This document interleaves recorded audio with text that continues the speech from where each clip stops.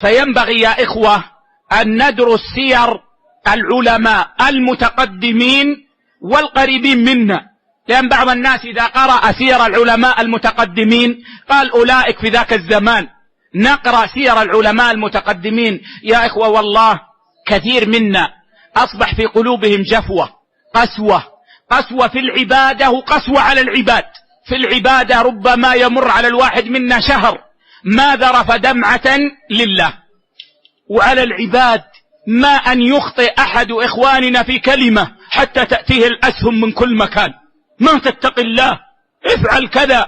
طيب أخوك معك أخطأ في إيراد شيء وهو معك ورقمه موجود، كان يمكن أنك تدخل عليه على الخاص وتقول له يا أخي ما ينبغي أن تذكر هذا الشيء، لو أنك أنت بنفسك رجعت الآن إلى المجموعة وقلت أنا أخطأت في هذا وكذا كان أحسن. الله أكبر، ما أجملها أن تميت حظ النفس، ما تفرح أنه جاءت فرصة لتضرب، تريد الخير لأخيك، هو أخوك معك، ما هو منابذك ببدعة وشر. أو حتى لو في المجموعة التي أخطأ فيها قلت له يا أخي لعلك تراجع هذا الكلام، لعل فيه شيء كأني أشعر أن فيه كذا وكذا، ما يضرك إذا قلت هذا وتنفع أخاك.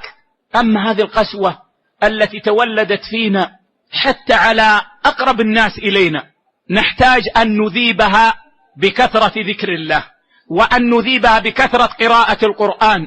كثير منا وأنا منهم من يدعون أنهم طلاب علم ولا يكاد يكون لكتاب الله منهم نصيب، إلا لماما إذا جاء وكان فيه وقت بين الأذان والإقامة قرأ شيئا يسيرا.